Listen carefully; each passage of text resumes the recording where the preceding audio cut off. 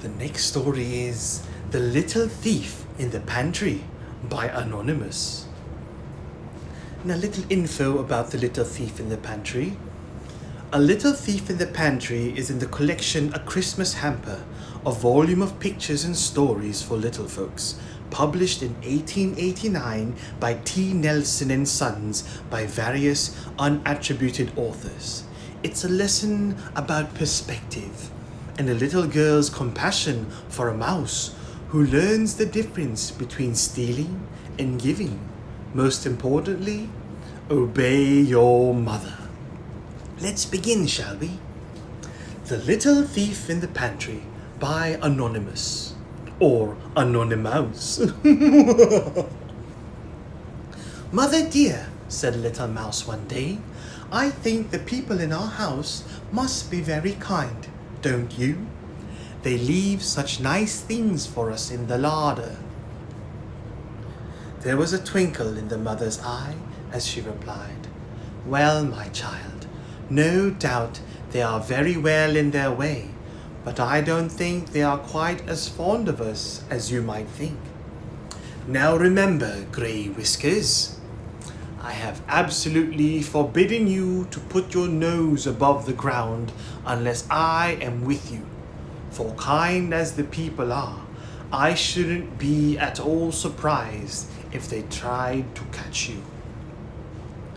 Grey Whiskers twitched his tail with scorn. He was quite sure he knew how to take care of himself, and he didn't mean to trot meekly after his mother's tail all his life. So as soon as she had curled herself up for an afternoon nap, he stole away and scampered across the pantry shelves. Ah, here was something particularly good today. A large ice cake stood far back upon the shelf, and Grey Whiskers licked his lips and he sniffed it. Across the top of the cake there were words written in pink sugar, but as Grey Whiskers could not read, he did not know that he was nibbling at little Miss Ethel's birthday cake.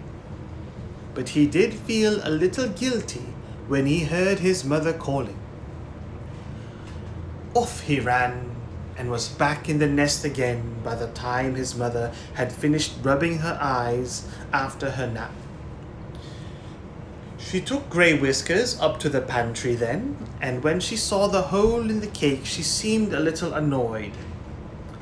Some mouse has evidently been here before us, she said, but of course she never guessed that it was her own little son.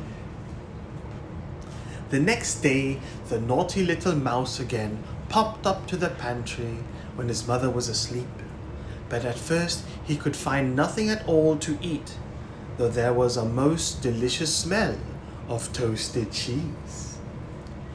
Presently he found a dear little wooden house, and there hung the cheese just inside it. In ran Grey Whiskers, but oh, click went the little wooden house, and the mousie was caught fast in a trap.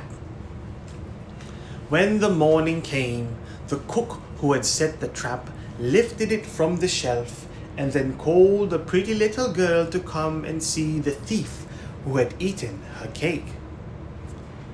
What are you going to do with him? Asked Ethel.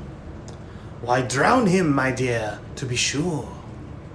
Tears came into the little girl's pretty blue eyes.